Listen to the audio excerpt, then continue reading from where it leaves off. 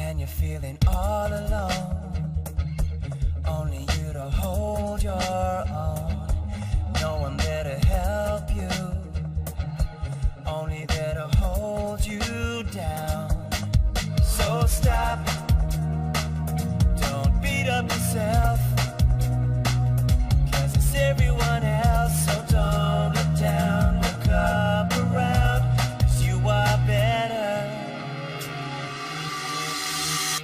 I can see that when the fire gets started, it takes a lot of tears to wash away. When they come and make you feel downhearted, don't hide away. And now it's feeling like the longest day. It's getting harder to find the will to stay. You gotta find the strength inside of you, so don't hide away. I can see that when the fire gets started, it takes a lot of tears to wash away.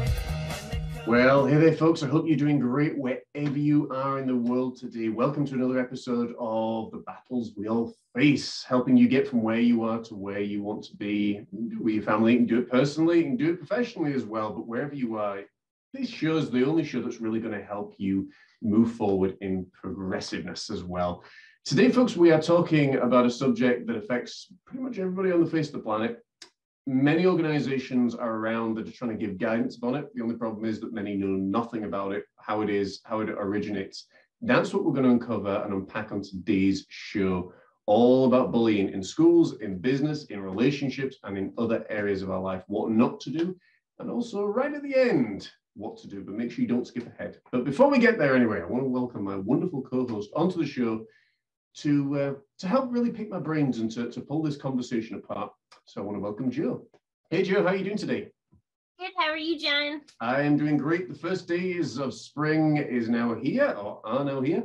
And it is absolutely glorious weather. I think we're about 17, 18 degrees here, which is it's almost like summer in many ways. So it's getting really hot. It's hotter here than it is actually in Ibiza and in Spain. So really, really good. How is the weather over by you? Crazy when you say 17, 18 degrees. Here, we're going to think it's freezing.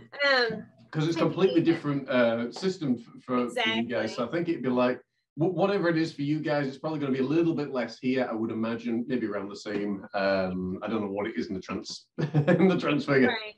And I'm not going to lie, I haven't been out there. It's been storming for 2 days. So it's going to water the ground really well so then flowers can start blooming. Well, that's it. And when you see them start going and all the colors and everything and all spring life comes back to, around us, it's fantastic. My wife and I were taking a walk yesterday and resident swans that are in the pond just literally 2 minutes away from where we live, they're now back. We haven't seen them in a year or two. There's been building work around the area going on, so hopefully they're back and they're going to be in season, so hopefully we'll see some little swans as well. But it's always fantastic. There is a ton of frogs and everything around right now, and bumblebees. So I just love being out with nature. It's wonderful. Yes, and it's, gosh, you have to have to go out in nature. You stressed that to me before of how important it is, and it's so true. Yeah, absolutely. And I think that's part of the problem now is, we live in more the technological age, that more and more people are spending time on their phone, more and more people are spending time on electronics and things. I'm actually doing the opposite now. And I know we've talked about this a little bit off air and a little bit in last week's show or the week before, whatever it was. But, how to start building up your assets and your income where you're not having to trade time for money. And that's a really important one. And I think once maybe 6 months are down the line and we know a little bit more as to, the practice of it, I think that'll be something that we do cover in a show as well. All different techniques about ISAs and where to invest, how to invest. And ultimately, certainly in the UK, the government schemes that are giving away tax-free money if you open up ISAs. Just to give you an idea, folks, of so you don't just be like, oh, he's just another one of these guys. We opened an ISA, my wife and I, we opened separate ISAs, and the government basically gave us £2,000, so what, say $3,000-4,000 just for opening up that ISA and putting some money in there. So they're actually, because they're looking now at stopping pensions, I think they're trying to whittle that out. And I know certainly in the US, they'll be trying to do that as well. And literally, this is one way of doing it. So by the time we come to draw our pension, the government will have actually given each one of us £16,000, so like £32,000, just for putting our money in this account. That sounds like a good idea to me. How does that sound to you, Joe? I'm looking it up when we get done. But it is, and the good thing is, I mean, it's a universal thing, but that is a whole nother topic for a whole nother time. Joe, what are we going to be talking about today? We're going to be talking about a big one, an important one. We're going to be talking about bullying and how to handle it, where it all occurs at, and just how it affects us as human beings. So, that's a absolutely tough. It's an interesting one. Have you had experience in your own life with bullying?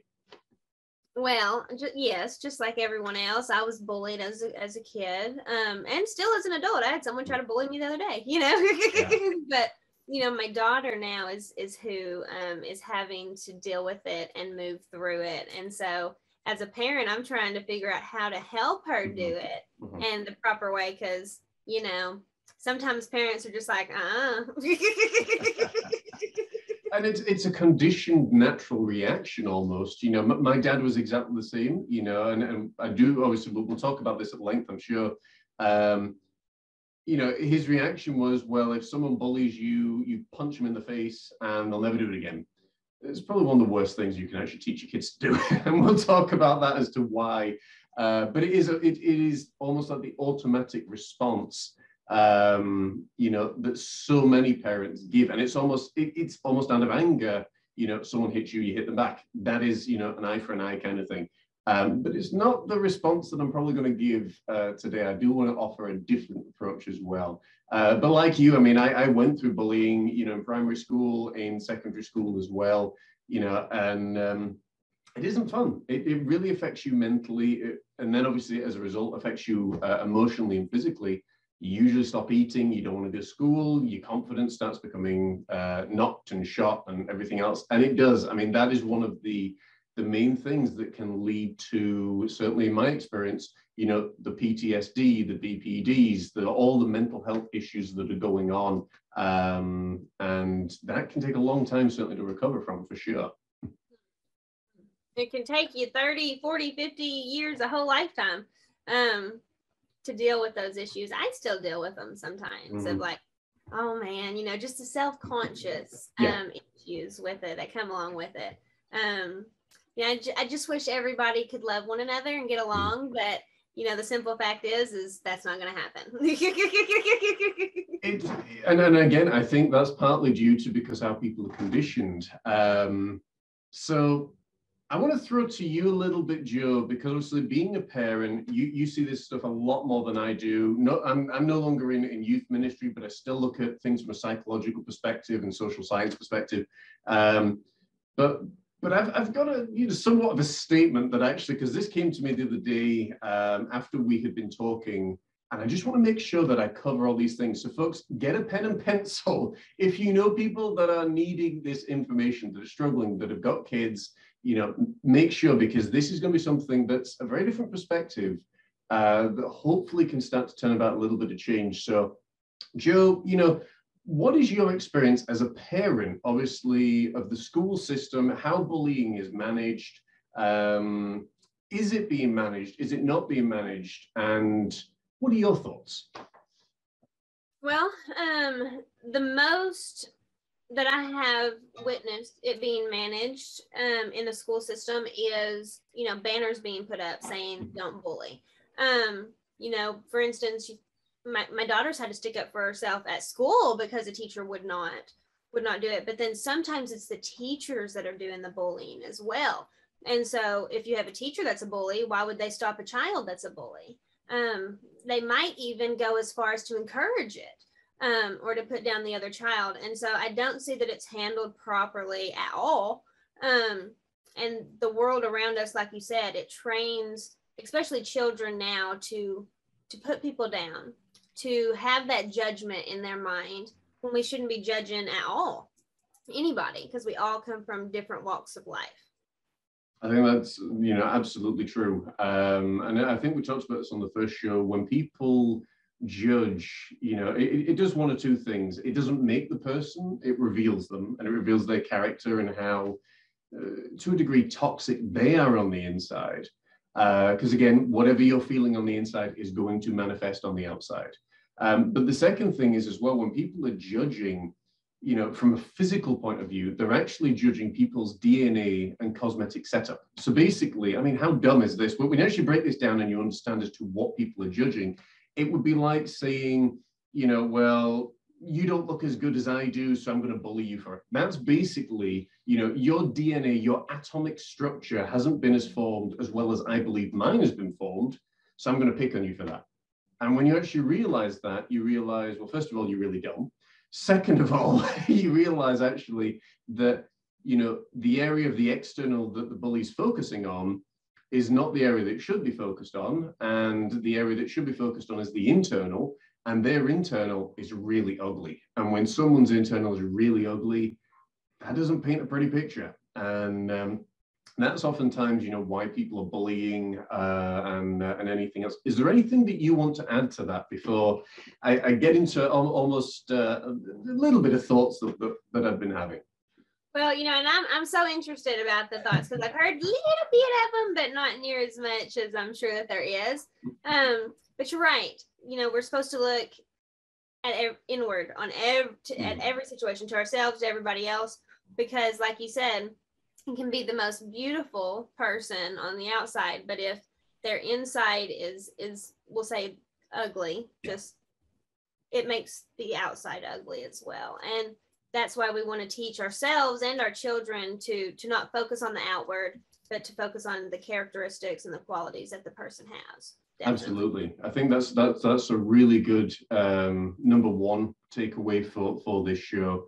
As I'm listening to this, and as I was talking with Joe the other day, I mean, we were sometimes scrambling around and thinking, what do we talk about? And I kind of have the thing where I think we both do now, where it's more relaxed. It's like, we'll see what manifests and it presents itself throughout the week, because those things always do.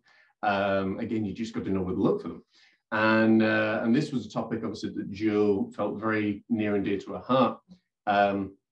So pen and paper ready. And it's one of the only times that I will do anything like this. Joe's got a pen and paper ready, so it's all good.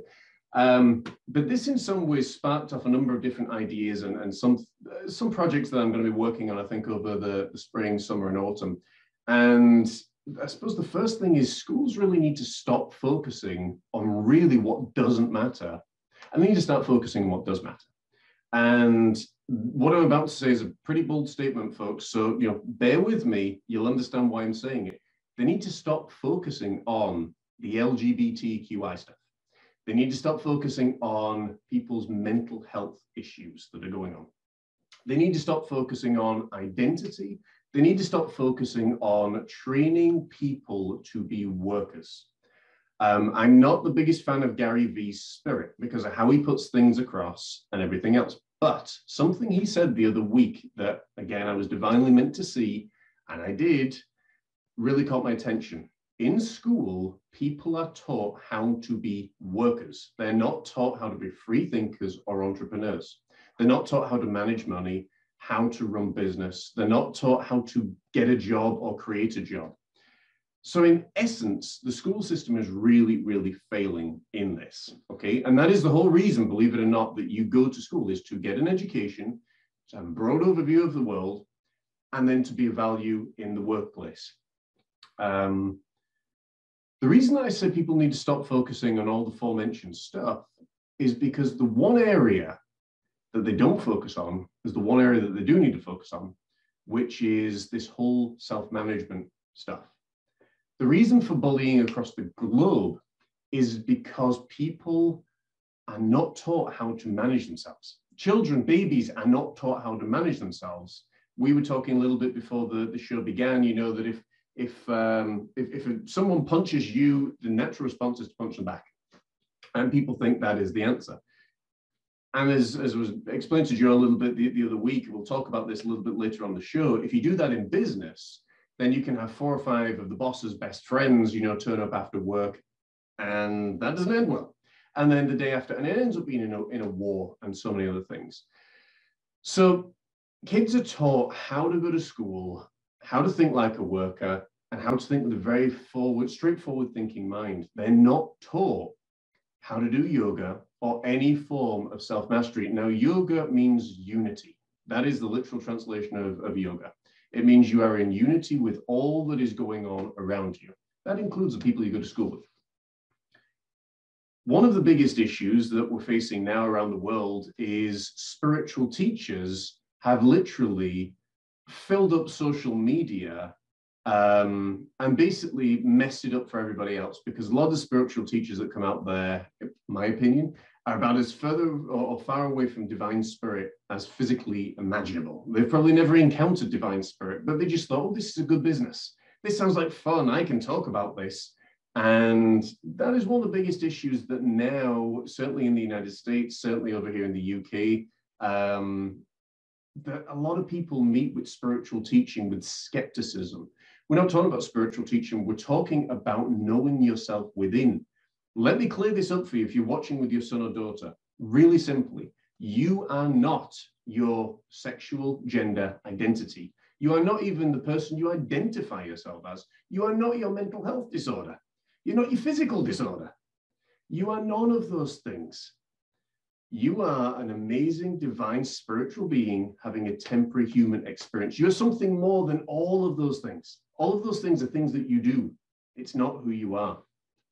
So when you start to understand this a little bit more, and you sit down and say, well, if my son or daughter is being bullied, that's a result of something really, really tragic that's going on in somebody else's life. A bully usually is missing a fundamental need, or they want to project onto, someone who they deem is weaker. They want to project that idea of superiority, and I'm amazing and I'm dominant. But what they don't actually realize is they're actually revealing themselves as a very weak and insecure person. Oftentimes what you find is people punch out, they lash out, because again, they've not been taught how to manage themselves. This is the one thing that needs to be taught in schools. It needs to be taught right from nursery, and it needs to be taught every single morning. Repetition is the mother of skill. It needs to be taught every single morning that, you are taught how to manage yourself. You're taught how to meditate, because when you're actually at peace with yourself, you have no desire then to go and punch someone in the face. You have no desire to go and pull someone's hair or rip someone down. All you've actually got is a desire to build people up. And people say, well, this is really far-fetched. And it's like, well, is it? Because kids are taught how to go to war. They're taught all about wars. They're taught how to think. Why is it so strange to actually condition children, which then condition adults, that this actually could be a possibility? That there's all sorts of different things that I can add to that. But I think for me, that's really where it has to begin. And I suppose just before I put it out there, obviously, we can't blame the teachers, because at the end of the day, you only know what you know. The teachers are not at fault, but equally, it's going to take a massive effort for everybody to turn around and say, well, we've tried doing this and it's worked a little bit, but is it really where we want to be in society? No, it's not. Because people have very little respect. It's starting to change, but people have very little respect for one another, for the earth in which we live on, for other people's property, fill the blank. And that is the reality. When you start actually with very, very young, with self-inner engineering and mastery and self-maintenance, you've got a course on everything else. You've got, depression maintenance and, anxiety management. And yet you haven't got the one fundamental thing that's needed, which is self-management, how to manage yourself, how to deal with yourself, how to get your thoughts working in a way that you want them to be. If it's not clinical depression, then what feelings of depression are basically your thoughts and emotions working against you because you're thinking them against you. What are your thoughts, Joe? I know I'm saying a bundle there. That's what was really on my mind as, when we were talking the other day.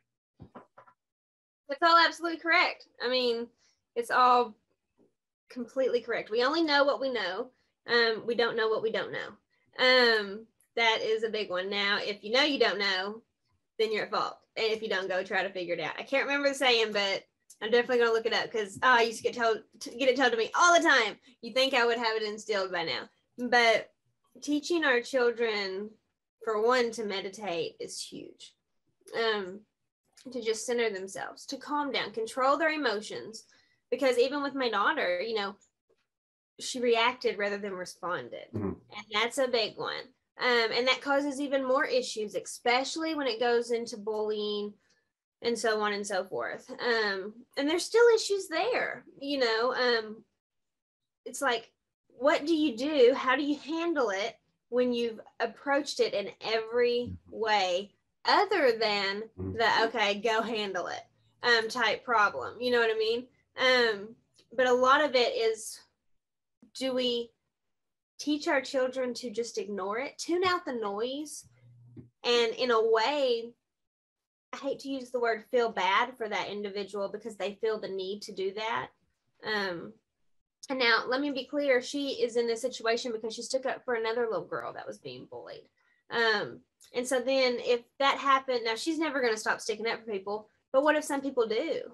You know, it's going to change that mindset. Well, this person has an easier day. Let me just go and be a bully rather than, you know, being kind and nice and so on and so forth. But if we teach them to just look inward, find that place of peace, because that is so important, and show themselves self-love rather than seeking love from outward individuals, that is huge. Absolutely. And that's something that they teach in the Taoist beliefs, in the Buddhist beliefs, and pretty much all forms of martial arts, that it's only to be used as a last resort. So as you rightly said, you know, two thoughts come to mind. In order to put all of what I just said into practice, yes, it would take not only a major effort globally, but it would also take a great amount of time to recondition people, you know, to do that. But like you said, what do you do? You know, I mean, if, again, I've been there, you know, what do you do? You know, when all of the things you've tried to ignore it, person's still doing it. You know, you've tried to talk to the person's still doing it. You've tried to, you know, draw a truce and everything else, the person's still doing it. Try to stay away from the person's still doing it. You are left with very, very little option. But you also have to be prepared that if you are willing, as we used to say, if you are willing to go to war, you've got to be willing to go as far as it needs to go. And that's, I think, where it becomes dangerous.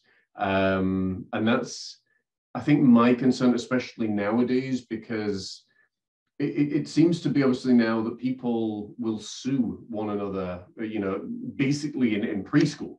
You know, well, he punched my son or she punched my daughter, and all of a sudden the parents got a lawsuit against them. Or even worse, as we had, I think about 9 years ago from here, there was one drunk fella. He was out with his friends. He was dancing around in the street, danced around with, I'm going to say a man, probably an older teenager. And the teenager ended up slipping, falling, bashing his head and dying. We later learned out that he had, I can't remember the name of the mental health disorder, but he had a mental health disorder which caused his equilibrium, his balance, when he was spun around, to basically cause his legs to buckle.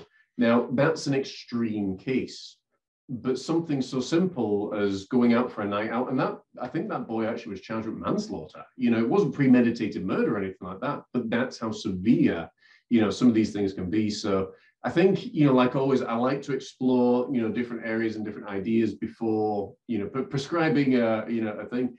But it is a really difficult thing if a bully is hell-bent on tormenting and picking on and just really, really getting under your skin. You know, short of the bully being removed from school, short of, you know, it's like, where does it end? For me, I would love to say, you know, prevention is better than the cure. But equally, I'm old enough and wise enough to know that it doesn't always play out. You can do all the right things, and this can still happen. Exactly. And yeah, prevention's great, but you all have to be on the same page, and getting everybody on the same page is about dang near impossible. Yeah. And you know, you're right. Oftentimes because people's egos come into the way. Exactly. So many times that's the issue. And you have to be willing to go all the way. You have to be ready.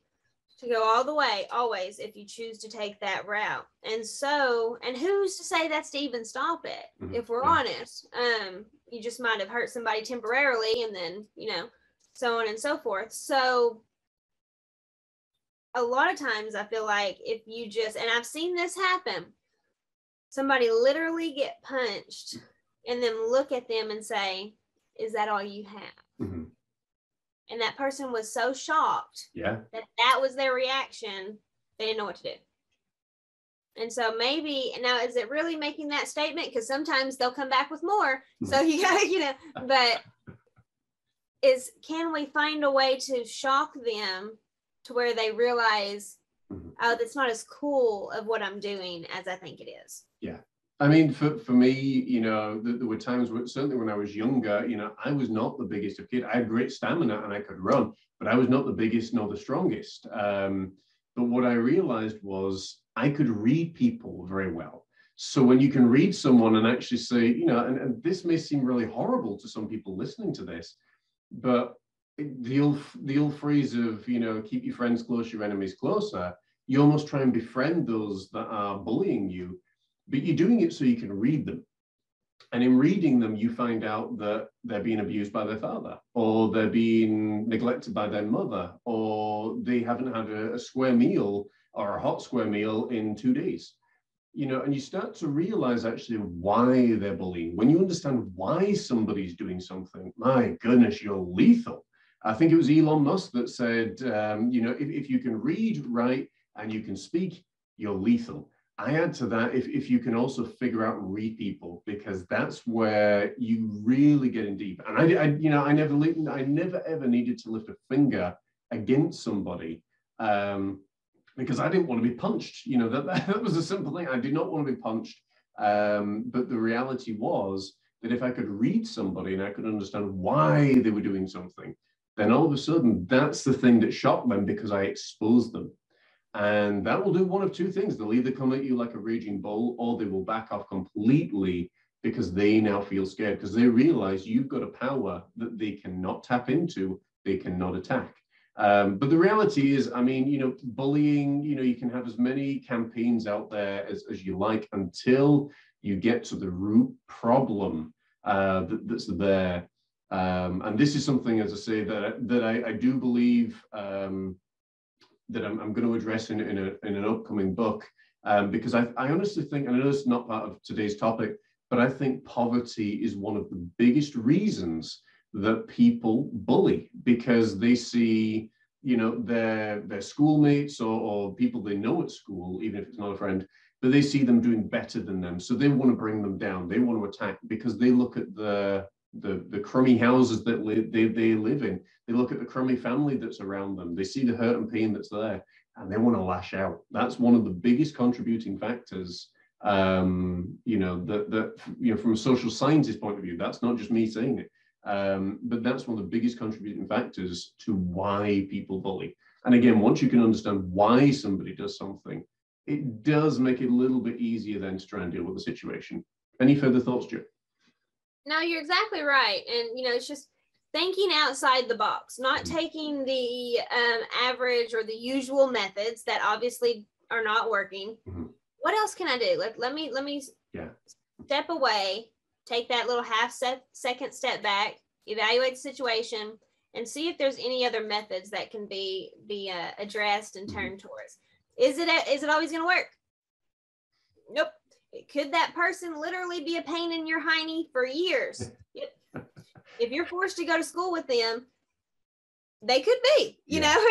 Now, if you're not forced to be around someone necessarily when you're an adult, that's a choice. But often, you know, those people are your family members as well. You know, depending on where you're at in life, can you remove yourself from that person or can you not? And so a lot of it too is finding that confidence within, that no matter what somebody does or says, it does not impact you whatsoever. Yeah, absolutely. And again, you know, like you rightly said, that exact statement there that you just said, that all comes back to the self maintenance side of things. But again, folks, you know, we're not deaf, we're not stupid. We realize that if your son or daughter is being bullied, or if you're being bullied in work or in school, it's not always that easy to sit there and say, right, well, I'm going to meditate over this. This person's picking on me on a daily basis. Trust me, when I was going through it, I was not sitting there thinking meditation or prayer. I was thinking, how do I drop the guy? That is the reality. As a teenager in a teenage mind, you're thinking, there is pain being caused. How do I stop that pain being caused? That's what basically our brains are screaming. And the guy who was bullying me, he wasn't, like I'm going to beat you up kind of bully. He was more a psychological bully, and he took years to shake even after school. Occasionally when social media was coming out, he'd just drop a message. He'd just drop a message and say, oh, what's going on? What's happening? And it's like I was still in his thoughts, and at that point, it's like, okay, again, you've got to be able to, like Joe said, you've got to be able to think out the box. And I think in some ways that sparks actually a really unique gift in you of being able to think out the box. And if you aren't thinking in the box for that one issue, then how many other issues into your adult life are you going to be able to also think out the box as well? That actually, I suppose looking at the silver cloud and the shining rainbow, that opportunity of thinking out the box from something so difficult can be the very thing that actually aids you later on. What was intended for your harm can actually be intended for your good. Always, always, always. There's always a lesson to be learned on both sides of things, good or bad. You can always turn it for your good as long as you learn and grow from it in some aspect. Now, if you learned how to fight, you learned. If you learned how to address a situation properly or kind of get out of being in this person's line of sight, you learned that. As long as you learned something, it was worth that experience 99% of the time. Absolutely. And it's, for, like I said, for a child, it's not an easy thing to go through. I went through it, preschool. I didn't want to go to school. School terrified me. The entire world terrified me. And did for a long time in my adulthood. Secondary school, it was a similar thing. And then at some point, I think you either sink or swim. You either figure out a way to try and deal with it. Again, ideally, you want to try and deal with it without punching someone in the face. Now, the reason that I say that is because when you punch someone in the face, you are doing it out of anger, frustration, last resort. The chances are that's what's going to be met. Whereas, and I almost daren't say the word love, because love now has become such an icky, filthy, disgusting word that is used basically by everyone in the wrong context. But when you actually, when you're meditating or when you're going inward, shall we say, you're actually loving the person by not punching them in the face. And the aim and the hope is that they'll either move on, they'll get bored, when they see that you're not reacting. And that's when they leave and they go elsewhere. My hope for them would be actually that they figure out, hey, they need to change as well. But there's a lot of reasons as to why people bully, there's a lot of things that can be done. I think in the honest thing, I think at some point you start to use your own judgment of what's going to work and what isn't. And ideally, it will be non-lethal. Don't go down that route because that's not a place you want to get in mentally for yourself. But yeah, it seems to happen more and more every single year. And now, obviously, with the use of camera phones and things, people just sit there and record it. And that, again, reveals to me, the kind of mindset. And this is a big reason as to why so many people, I think, really need to begin, from the time that they're teeny tiny little babies to, to start learning this stuff for sure. Absolutely. Absolutely. Because once you learn to have that temper and that reaction, hard to get rid of. Mm-hmm. Hard. And of course, when you get older, you always hear that saying, you can't teach an old dog new tricks. You can, but it's a heck of a lot harder. So if we start off early, start our children off early, and sometimes they might look at you, go, what you're saying, and be like, you are crazy, and just fully not understanding. But as they experience each experience, they're like, oh, or you say that even to yourself, that's why I read that, or that's why they told me that. And then it starts to click and make sense. And then they end up grateful for it, because if your reaction is out of anger or so on and so forth, there a lot of times is consequences that could affect you long down the road for those actions. And that's not good, because things that especially children don't realize and young adults is a lot of things can go with you forever. Oh, very much so, you know, and it is the whole thing of consequences. That was one of the things that I think I taught probably the most, was all about consequences, because again, you reap what you sow, more than what you sow and later than what you sow. You know, you don't get a beautiful flower petal that comes up day one. You're going to get a beautiful flower petal that comes up, you know, day 50. Equally, you don't get a thorn bush day one. That thorn bush may take years to come up, but when it does, you know, especially if it's around here and it's ivy, you know, that thing can grow up your entire side of your house, root down into the ground and damage your foundations. That's how lethal some of these thoughts and consequences can be. So, yeah, so for sure, you know, it's, I would love to hear your thoughts as well, guys. You know, do drop us a comment in the comment section below. If you've got your own tips and your own ideas for how to deal with bullying, you know, obviously we are listening. We are listening for sure. And we all grow up and we all learn together. Joe, have you anything that you want to add to bullying in schools before we move on? I always got something I can add, but you know, you know, the main thing is you don't rely on someone else to stick up for you, defend you, whatever. Now, or the school system to teach it properly. You rely on it, on yourself, to instill it or to practice it properly or as best as you can, because who's to say what is quote unquote the exact proper way to handle any situation. But I will say, as close as to correct as I can, that the best way is to learn to tune out the noise and to focus inward and have confidence in yourself. Yeah. That is the very most important. And if you do that, usually your life will change. The roles will change place as you grow and get older. Usually, not always, but I've often seen that person that's been being belittled come out on top years later. Yeah, absolutely. And folks, you know, to give you a little idea on how to do that, you know, be very aware as to who it is that you're listening to, what it is that you're watching, what it is that you're surrounding yourself with, the types of music you're listening to. My advice is really, really simple. Study that which you desire to become. If you want to learn how to become very, very wealthy, study people that become very, very wealthy. There's a ton of people out there. If you want to learn how to be a phenomenal artist, study people that are phenomenal artists. The problem for a lot of people is they study the very things that they don't want to become. That's why like programs over here in the UK, like EastEnders and Coronation Street, are so popular, and TV shows and soaps and things are so popular because they resonate with so many people, you know, in the population. And it's a staggering statistic that's actually there of something like, I don't know, 1.6 billion people will sit down to watch certain TV shows because they look like them. Even if the person is a slob, even if the person is rude and uncouth, even if the person is dead broke or anything else, in that person's mind, they say, that's what I want to become.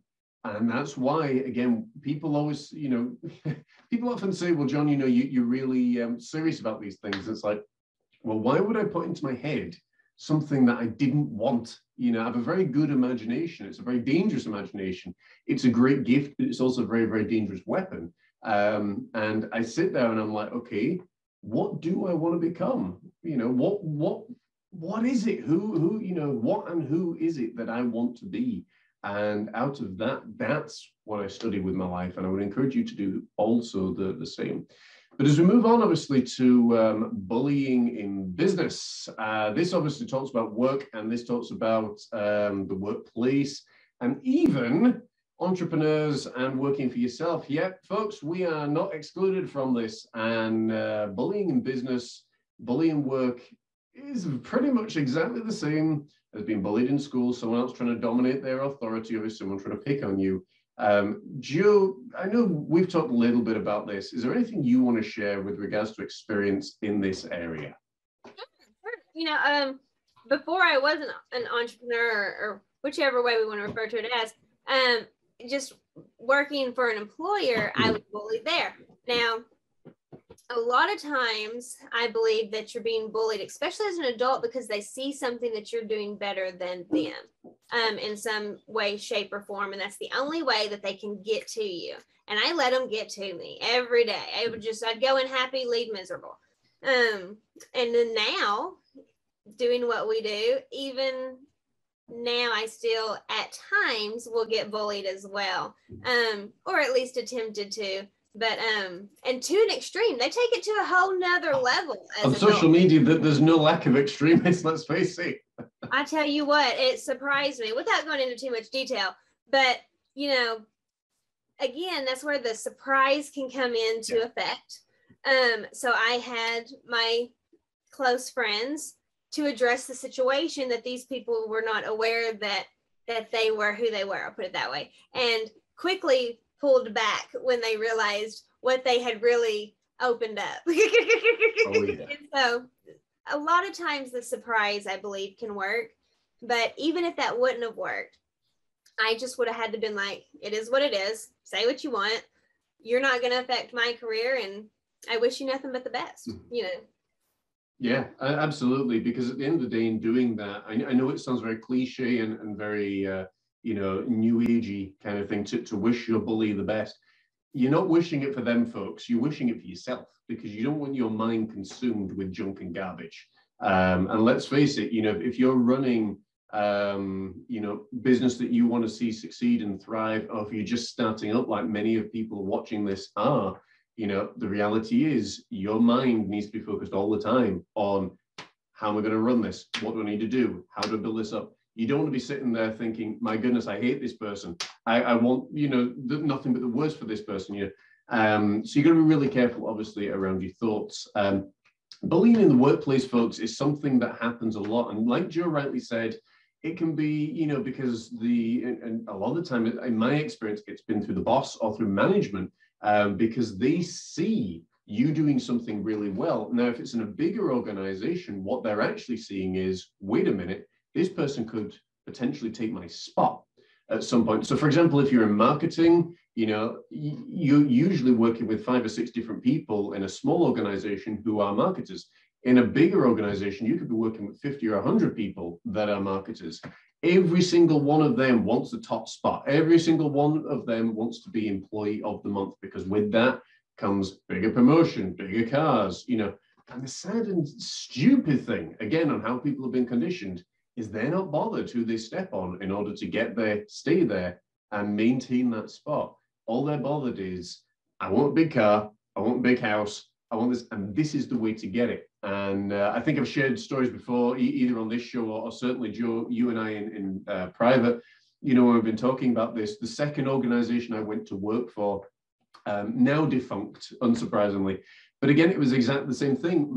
The male boss was a schizophrenic. The female boss was a complete hormonal psychopath on the scale. The receptionist was someone that would sleep with any one of the guys just to get attention. And the boys downstairs, basically, they sprayed the UPVC. And I'm sitting there, I was just, you know, I think fresh out of college or whatever, just starting my time as a junior bodybuilder. And I'm basically thrown into this world, had no idea what was going on. And initially I was like, oh, wow, this is amazing, really excited. Their main objective, and I kid you not, folks, was to break every single one of their employees and rebuild them. So if you came in there really confident, really full of life, they would break that out of you to condition you to be a marketer or to be a salesperson or to be a promoter. And you're thinking, what the heck? I mean, I remember the conversation that I had with them. If you're going to tell me off, don't tell me off first thing in the morning. Tell me last thing at the night. Because if you tell me off at 9 o'clock in the morning, well, I've got 8 or 9 hours that I'm going to be on the phone talking to people, trying to sell your products that you've really angered me. You've really ticked me off. And it doesn't bode well. So, you know, this is not something that's uncommon. The workplace in particular, certainly when I was coming up, was again, in trades, it was filled with men who would swear, talk about women in a very derogatory way. You know, if you were of a different sexual persuasion, that, you know, again, that had to be kept silent, because if they found out, man, you would be hounded. You know, there was so much stuff that went in there. Is it changing now? I don't know, because I'm not in that position anymore. I don't work with many people now. But I hazard a guess that it's probably not changing as much as it needs to. And like we talked about before, what do you do in that situation where you're being bullied? If it's on social media, you can block the people for sure. If it's out in the workplace, in the real world, that's where things like the different tribunals and things come into place, independent bodies that you can talk to people about that will give you independent advice. And it may be that you need to say, sorry, I need to go find employment and work elsewhere because this person is not someone who I'm willing to work with. And that can be a difficult thing to do for sure, but you've got to ask yourself, is it worth staying where you are and being miserable? I know it wasn't for me for the 18 months I worked for that organization.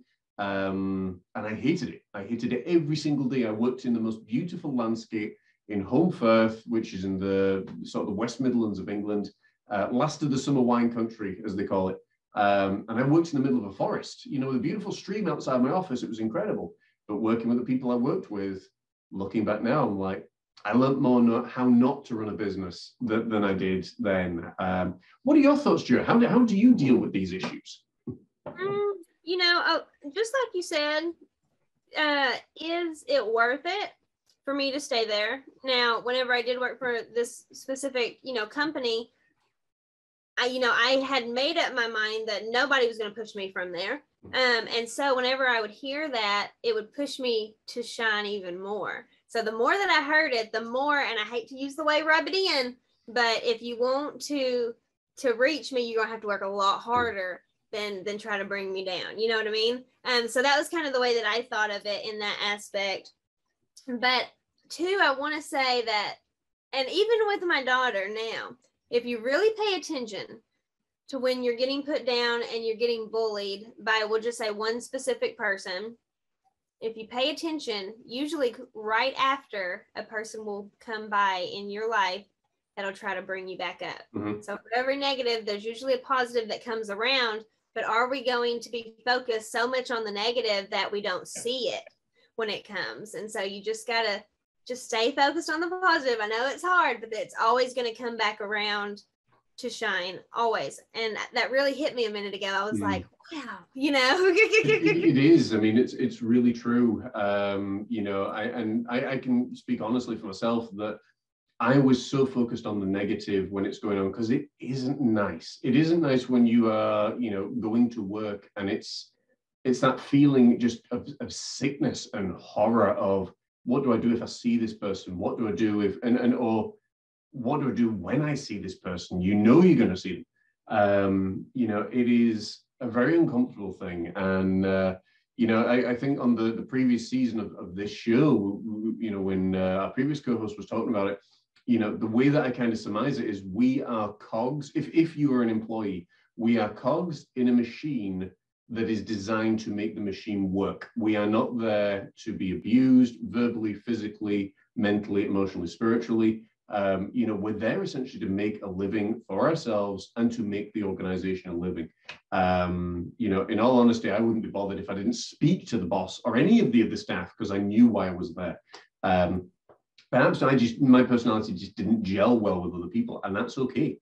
But like you, after you've exhausted all, opportunities in all areas, at that point, I had to pull back and I said, I'm off. And when I made that decision to leave that particular organization, honestly, I mean, it was like freedom. The weight was lifted off me because I knew I was going.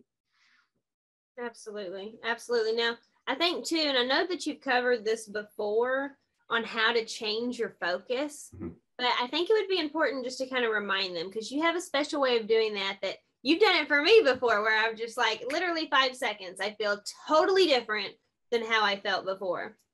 Completely. And that's powerful to use when you get in those types of situations. It is. I was actually doing that with someone this morning, actually. So it's a very simple process, folks. What tends to happen is, first of all, you got to know where you're suffering. The only place you ever suffer and the only place you ever experience life is inside you.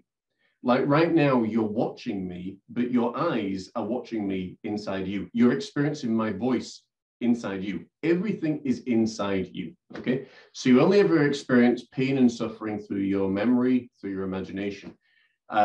Your suffering comes because you remember what that person did to you and you're focusing on it.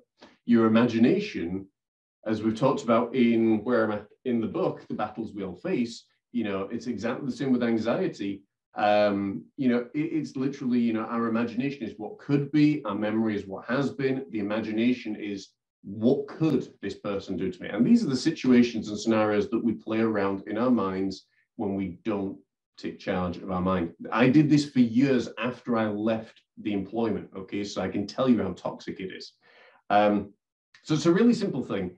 And literally, you've got to be aware of the voices and the words that you are using to speak about yourself.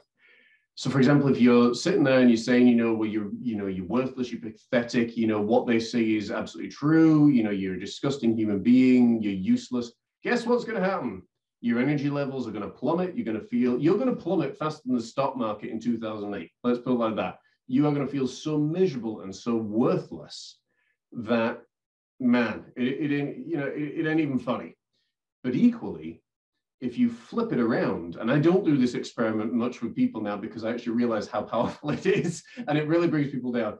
But when you turn around and say, that you're actually beautiful, you're strong, you're successful, you're passionate, you're powerful, you can see even just there at the speed of my voice, how I'm talking, powerful, passionate, it's faster, it's more energy-based, it's more enthusiastic. You start lifting yourself up. Again, always remember that you are in control of you. You can't control anything of what someone else says to you, what anybody else does, but you can control you and how you respond. And even if that person turns around to you and says, well, you're absolutely stupid, you're not a genius, you don't have to take that on because you choose whether you believe it or not. A person could turn around to me and say, well, John, you're not a genius, because I know the breakdown and definition of what a genius is. I can turn around and say, yes, I can. Oh, yes, I am. It's really important that you take charge of you and you don't allow someone else to dictate and define who you are. I think that was the one you were talking about, Joe. That exactly was. And that is so powerful. Don't use it in the negative ever, you guys. Absolutely. Always use it in the positive. But I tell you, when you allow yourself to take on other people's words and receive them, even when they're not true, it can be so detrimental. Like, for instance, I was talking to a young girl yesterday, and she's young, but she is one of the most talented individuals that I have ran across. She has so many awards in all of the film industry, hasn't even hit the age of 18 yet, and has done more than most people will accomplish in their lifetime. But this one person reached out and had something negative to say, and she called me crying, just completely hurt. And so then we had to go through, this was why this is why this, you are so talented, blah, blah, blah. Yeah. And then thankfully this morning I get this message, oh, I'm so much better, blah, blah, blah. And she's just won 2 new awards. And so when you change your focus, you bring about the positive. But if she would have focused on that negative and let it resonate with her, she might not, it's a drastic measure, but you might not ever do what your passion is again, just because of what somebody else said. Yeah. So the tool that you just used and taught everybody is so important.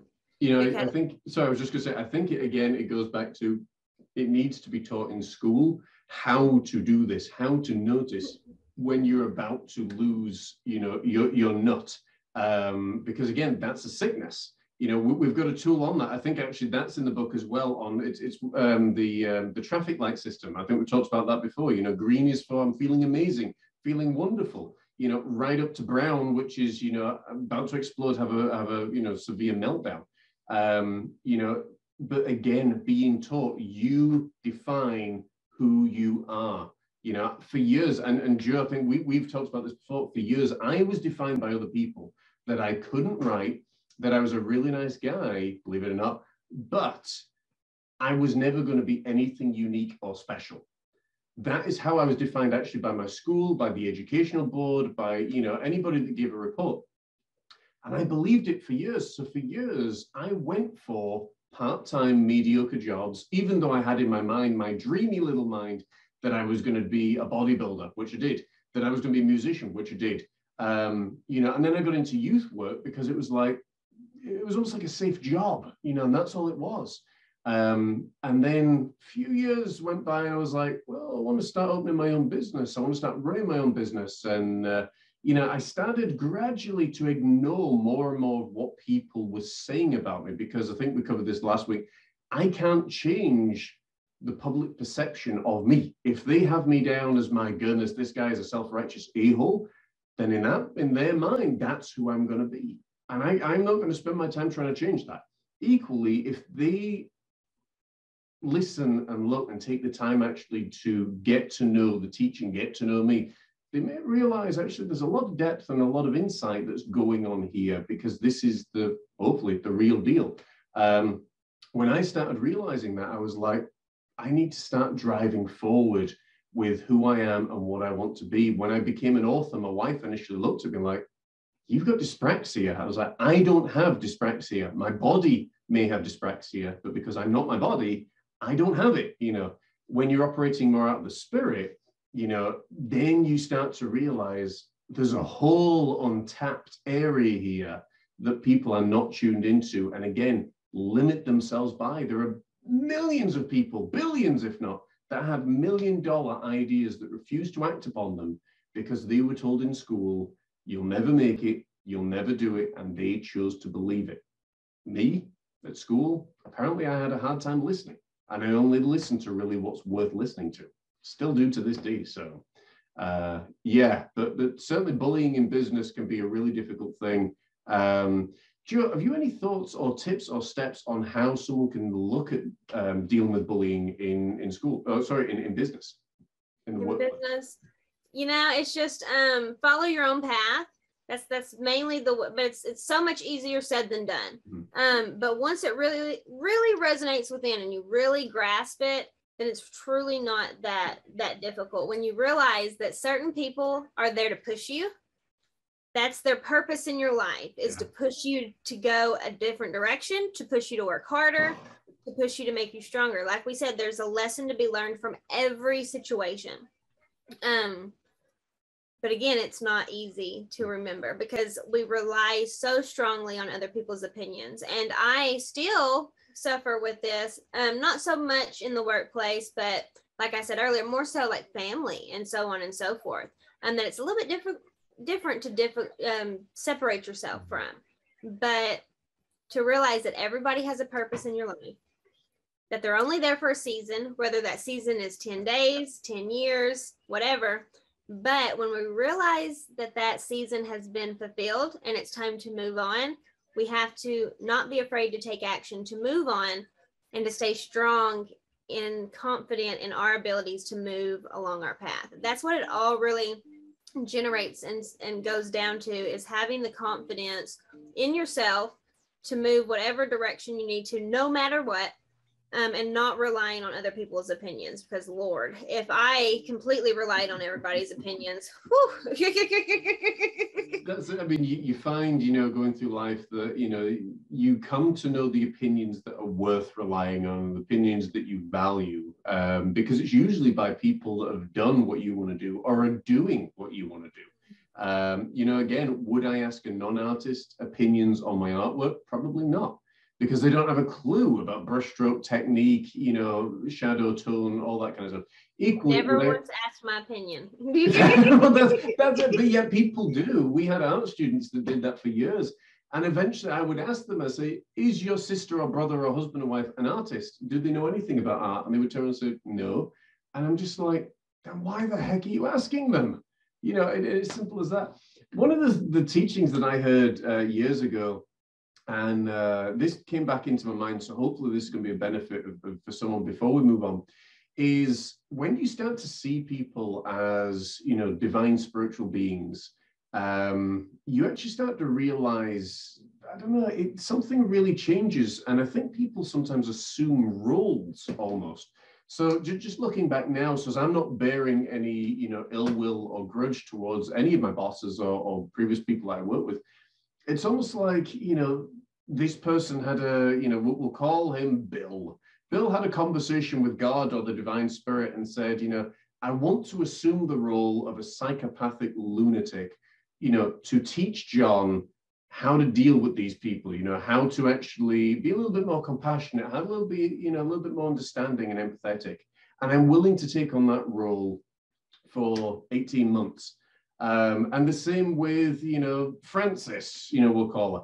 You know, I'm willing to take on that role of being a really grumpy, miserable, self-approving, you know, lunatic. You know, I'm willing to take on that role so John actually knows and learns how not to allow his external world to infiltrate his internal. And I think actually looking at it from that point of view, and the same with my old boss in ministry, you know, maybe he took on the role of, hey, you know, I'm going to play the role of, you know, super pastor that's older and traditional, and we don't want things to change. I'm taking on that role to teach John actually maybe how to light a fire under himself, how to survive, not, you know, bailing him out of homelessness when he needs it, you know, still expecting him to come to work and be professional, and teaching him all these lessons, and I'm willing to take on that role. And I think when you look at it like that, then you never ever blame. Blame is one of the most pointless emotions that a person can ever have. That's a whole nother topic for a whole nother time, but it doesn't serve you at all. All it does, again, is to drive you down. But looking at it from those three different perspectives, I don't have anger, bitterness, envy, rage, any of that stuff towards them that I once had, because I've gone through all of that. Whereas now I look at them and I'm almost like, well, thank you for taking on that role. Even if you don't believe it, even if you think, no, that person showed up, they're an a-hole, you know. Yeah. But the reality is that's, you know, that may be true, but equally I can look at them and say, to protect myself, to protect my mind, and to actually think well of them, I can look at it and say, you know, they were a spirit that turned up for a time being, that they were willing to be what I needed to learn at that time. You know, person running around the office, you know, going absolutely nuts. Well, you know, you know, they assume that role so you can learn self-control. And you do the exact same thing in other people's lives. And you know, I hope that helps whoever needed to hear that today, because that's not written down in any notes or anything like that. It was something that came to me, and yeah, absolutely. Yeah. I think we'll move. So go for it, Joe. Yeah, I've got one little thought, and I don't know why it just popped in my head, but you know, sometimes, now not all the time by any means, but I think a lot of times we have asked for certain things to happen without necessarily realizing it. So, you know, I used to just say, oh, I wish I had more patience, or so on and so forth. Oh, and yes. then there would be people come along that would just test my patience. So that's me trying to learn that lesson, but I asked for it. Yeah. So be careful what you ask for. That is a saying for a reason, but be mindful of what's going on and take that step back and say, did I draw this to me? Which 99.9% of the time you did. And what am I supposed to take from it? And if I'm not enjoying it, how do I remove it properly and not try to bring it about again? Absolutely. I think that's a phenomenal thing, because like you said, you know, you got to be careful what you ask for. We used to joke in the ministry whenever people were asking for patience, it was like the prayer that you never, ever prayed, because you knew when you prayed for patience, you know, it wasn't God sitting up there with a magic wand that zapped you and said, oh, you're going to be patient now. It was actually opportunities for patience. It's the same if you want to make more money, it's opportunities for building your business. But again, you got to be very specific, because you may find, as I did recently, you get opportunities to make more money and to do, you know, and to work with people in the world of art, but they could be the most confused, the most uncertain people on the planet that you're working all this time for, and they're like, no, I don't like that. No, I don't like that. No, I don't like that either. Well, what do you like? And they're like, I don't know. Yes.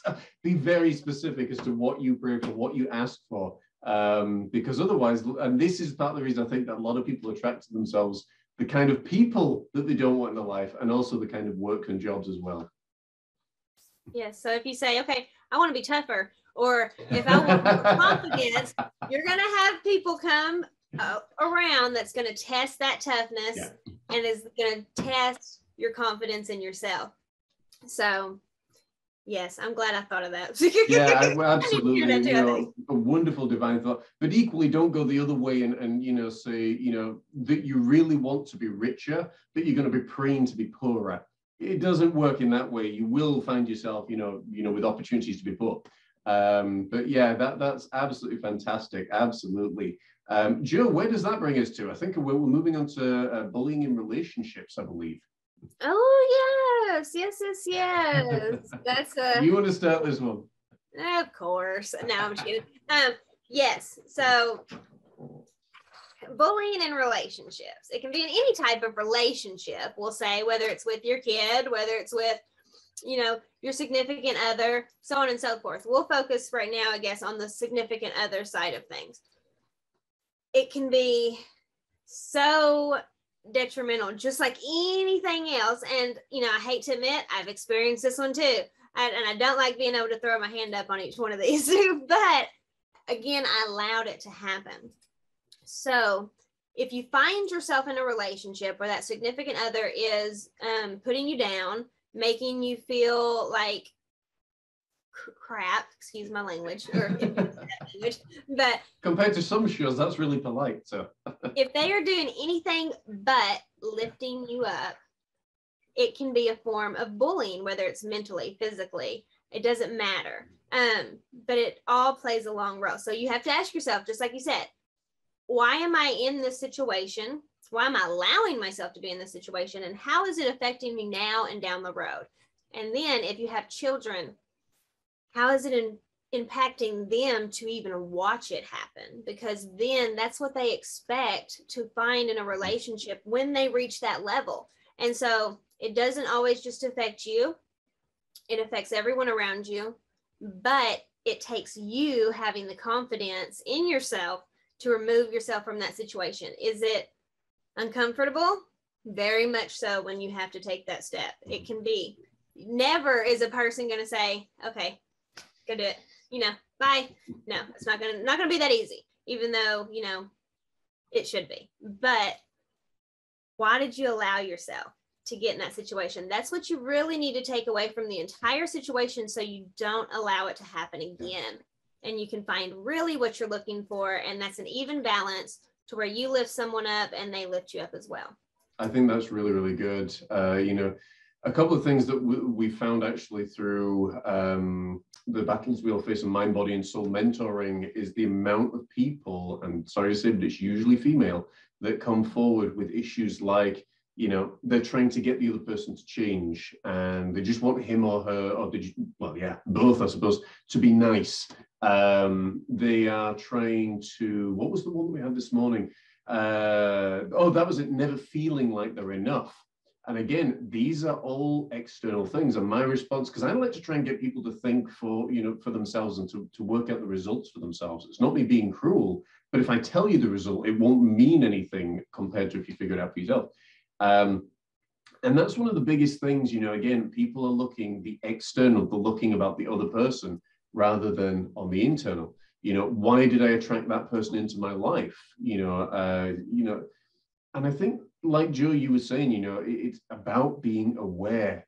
And it's okay to say, look, I brought this about, with myself. Sometimes there are telltale signs early on in a relationship that a person is naturally aggressive. It doesn't take a genius to figure this out, but then, like Joe said, you have to have the strength and the confidence in yourself to put together a plan. That's one of the biggest things that we do. Actually, we sit down, and that's one of the things that stops people, because they say, I want to get away from this person, but I don't know how. And I said, if you were able to figure out a plan of action, what to do, how to do it, what your end goal was, would you be willing to take that step? And 99.5% of them have all said yes.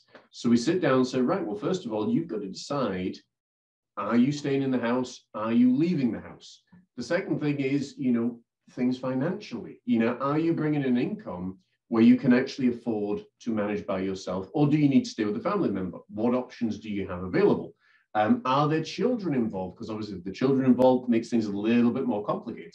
And again, being willing, to stand back and say, is this something that needs to be final, or is it something that we just need to take a break for a while? We've had that with one of our coaching clients, and she went back to her husband, and now they are, they're working very much on getting their relationship back on track. But that's, again, having that strength to be able to say, you know, or being able to do what you need to do is really, really important for sure. And again, it can take, you know, many, many forms. It could be, you know, those snide little comments, the sarcastic little things that come out. You know, again, that has to be aware of, because it's revealing the person's inner character. You know, if again, it's more physical abuse, you know, again, we say this over and over again. If it happens once, don't allow it to happen a second time, because it will. You know, again, if you go back, what you're saying is, okay, I don't like this, but I don't like this enough to leave. And that means that when the person gets really angry, really frustrated again, they're going to take it out on you, they're going to take it out on your son and daughter, all that kind of stuff. So you have to be able to say, right, this has happened once, it will never, ever happen again. You know, and having, again, and it comes again from that awareness of yourself, to be able to say, no, this is not acceptable. But again, it follows similar suit to what we've been talking about before. You know, guarantee you, if they are bullying in a relationship, they're going to be bullying in business relationships. They may be being bullied in a business relationship or work, you know, place. And I guarantee you they've been bullied in school, or they have been bullies in school and no one ever stood up to them. And as a result, they believe that they can still go ahead and doing that, which is why, come right back to the beginning, that's why it's so important that this self-management stuff is taught in schools. Because again, this is what happens. If something is not challenged, not changed, it is not going to stop. It's just going to continue more often than not. Exactly. And it's up to you to make that decision. Are you going to stay? Are you going to go? Are you going to go back and then try again 2 years later and then finally succeed? Because that's 2 years that you lost. Is it going to be uncomfortable? Absolutely. But you're not growing, I don't believe, if you're not in some way, shape, or form uncomfortable. Yeah. So think of it as, I'm improving. Will it take me a while? It may take you a while to get on your feet. It may not. You may just be able to go right then and just be perfectly fine. But if it doesn't, don't let that deter you and push you back that way, because that's what those people are relying on. And it's not always men, it's sometimes women, you know, that are doing the bullying. And again, it's always something of either a confidence issue, ego, whatever. Just they've experienced it when they were a kid. It's always something to do with them within. So don't carry that on and roll it over to the next person that you allow in your life. That's very important. And don't expect it to happen again, or else you're going to bring it about definitely to happen again. Absolutely. And, you know, I think you know, you hit the nail on the head. I know we talked about that in the relationship episode last week or the week before. You know, again, it is remembering that just because one person has done this, you know, it doesn't mean the next person's going to do it, but it also means that if you're attracting the same type of person time after time after time after time, you know, don't sit there saying, why do I keep, you know, maybe you should actually, maybe it is a good question to ask. Why do you keep attracting the same person, you know, time to time? Probably because that's what you're looking for. Believe it or not, subconsciously. And people say, well, why the heck would I do that? So that's a good question. Again, why would you do that? Why would you subconsciously be looking for that kind of person? And what, again, once you understand why you're doing something, it makes it a heck of a lot easier to change. But oftentimes people get scared, you know, and frightened because they feel exposed. There is nothing frightening about saying, look, I'm growing, I'm learning, I'm developing. I never call it a mistake, because, you know, I mean, again, that's just so, you know, life limiting and self-limiting. You know, it's not a mistake. It's just you're growing, you're learning, you've made a bad choice, or you've made a good choice, or you've made a choice. And as a result, you know, that is where you're at. And like you were saying, Joe, you know, you've got to then be able to stand up and say, never again will I accept this. And this doesn't even have to be in bullying. It can just be in relationships in general, where you can say, look, never again will I be in a loveless relationship. Never again will I be in a relationship with my husband, wife, boyfriend, girlfriend is away all the time. You know, never will I again be in a relationship where they're surrounding me all the time. You know, you control and create your whole world. Can you control everything that's going on externally? No, but you can control what you allow and what you accept internally. But again, knowing how to craft it, knowing how to shape it, knowing what you want, that's where, again, in engineering, in a self-mastery, you know, that all comes from what do you really want? Yes. Set that standard and stick to it. That's Do it. not veer, but make constant adjustments to it as you realize that I don't really want to. That was my favorite thing to do or to experience. So I'm going to make sure that don't happen again. Make sure you can always adjust, but never waver from what you already set. That's a big one. Never settle. Never settle. Absolutely. And And I often go as well with, sometimes you gotta, you know, bend a little bit to the other person's will, but ultimately never compromise. You know, never compromise on the things that's really important. I think that's the better way to put it. absolutely, absolutely, such valuable information and so important in order to. I don't want to say leading a happy life because you determine if you're happy or not. But into adding another person into your life and to being happy with that person, and sharing that emotion, very important. Absolutely, absolutely. Joe, we've covered a ton in this episode. Is there anything that we want to add before we wrap up today's show? You know, I want people to realize, you know, we need to teach our children early, and then we ask for the things that we experience so much of the times, but always someone comes around to build us up after we've been put down. But then you're such a wise statement. I had to write it down because it was just like, study that in which you desire to become. That is what definitely people need to remember. So I just wish everybody a great week. Make sure they comment and ask questions. And if they want us to discuss anything, like you said, we're always throughout the week trying to determine what we kind of want to focus on. So just ask away. Absolutely. And that's a great way to end the show, folks. As always, thank you so much for watching. Come and visit us if we can help, you know, with personal, with family, with business, and with spiritual mentorship as well. You can sponsor us now if you would like to on Patreon. We're still developing the tiers and trying to build out, so we've got some great content for you there. But you can sponsor us on Patreon and click the link below. And I think that's going to wrap it up for this week. So on behalf of Joe and myself, I want to thank you again for watching. Have a phenomenal week, my friends. Take care, God bless, and we will see you same time, same place next week for more of the battles we all face. Take care.